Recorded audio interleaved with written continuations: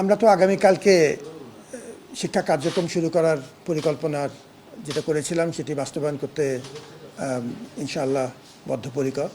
সবার সাথে কথা বলছি। ঢাকা বিশ্ববিদ্যালয়ে শিক্ষা কার্যক্রম চালু করা অত্যন্ত গুরুত্বপূর্ণ একটা বিষয় এবং ঘটনা। অংশীজনদের সাথে নিয়েই কাজটি আমাদের করতে হবে। এটি একটি বিশেষ সময়, পরিবর্তিত সময়। বহুদিন পর ছাত্ররা প্রায় 3 মাস বন্ধ থাকার পর একটা কঠিন সংগ্রামের মধ্য দিয়ে নতুন বাংলাদেশে তারা শিক্ষা কার্যক্রমে ফিরে আসবে। আমরা তাদেরকে সাদরে বরণ করবার জন্য অপেক্ষা করছি। শিক্ষার পরিবেশ একটা গুরুত্বপূর্ণ বিবেচনা। এখন সর্বমহলের সহযোগিতা দরকার। অনেক রকম দ্বন্দ্ব, টানাপোড়েন সৃষ্টি হয়েছে। বিভিন্ন কঠিন মানসিক এবং শারীরিক একটা যাতনার মধ্যে দিয়ে ছাত্র এবং শিক্ষকরা অতিক্রম করে কালকে তারা শ্রেণীকক্ষে ফিরবেন। আমরা এই সচেতন আছি এবং আমাদের সাধ্যমতো যদ্দূর সম্ভব এই ট্রমাকে কী করে একটু সহনীয় রাখা যায়। মনোবৈঠক নামে একটা পরিকল্পনা আমরা করেছি, একটা বিশেষ প্যাকেজ। ঢাকা বিশ্ববিদ্যালয়ের আমাদের সংশ্লিষ্ট সহকর্মীদের সহযোগিতাকে বিশেষ আমরা মানসিক স্বাস্থ্য এবং ওভারঅল কল্যাণের কথা বিবেচনা করে একটা বিশেষ প্রোগ্রাম করা হয়েছে। দ্বন্দ্ব নিরসনের জন্য বিভিন্ন পর্যায়ে আমরা কাজ করছি, বিভাগ পর্যায়ে, অনুষদ পর্যায়ে, এবং প্রশাসন এই ব্যাপারে খুব সচেতন আছে। আমরা আলাপ করে মানুষের মধ্যে ছাত্র শিক্ষক, শিক্ষক শিক্ষক কিংবা ছাত্র ছাত্র বিভিন্ন পর্যায়ে শিক্ষার্থীদের মধ্যে আলোচনা করে কিছুটা মেডিয়েটেড মানে ফ্যাসিলিটেটেড ডিসকাশনের মাধ্যমে আমরা অনেকটুক এই দ্বন্দ্বগুলো কিছুটা নিরসন করতে পেরেছি। এখনও কয়েক জায়গায় সমস্যা আছে, কিন্তু আমরা খুব আশাবাদী যে এটা হয়ে যাবে। ছাত্রদের ব্যাপক সাহায্য পাচ্ছি, এখনও উৎসাহ উদ্দীপনা আছে। আজকেও আমরা বিভিন্ন অংশীদারদের সাথে আলোচনা অংশ হিসেবে আমাদের বিভিন্ন ঢাকা বিশ্ববিদ্যালয়ে ক্রিয়াশীল যেসব দীর্ঘদিন ধরে আমাদের রাজনৈতিক সংগঠনগুলো আছেন তাদের বেশ কয়েকজনের সাথে আমরা কথা বললাম।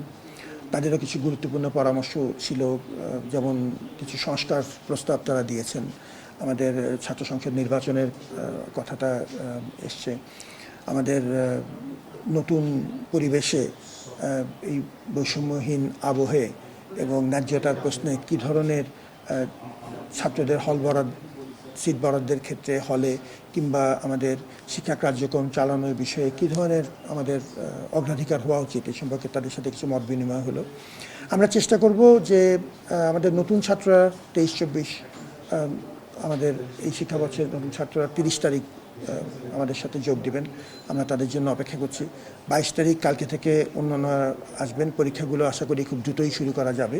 আমরা পরীক্ষার ব্যাপারে পূর্ণ স্বাধীনতা আমরা বিভাগ পর্যায়ে দিয়ে রেখেছি এবং আমরা খুব আশা করছি যে আমরা প্রতি সেমিস্টারে কিছুটা সমন্বয় এবং যৌক্তিকীকরণের মাধ্যমে সেমিস্টারগুলিকে যদি আমরা কিছু সময় বাঁচিয়ে নিতে পারি, তাহলে হয়তো দেখা যাবে যে আগামী 1 বছর বা 1.5 বছরের মধ্যে এই 2-3 মাসের ক্ষতি যেটা হয়েছে সেটা আমরা আস্তে আস্তে পুষিয়ে নিতে পারবো, এটা খুব আশা করছি।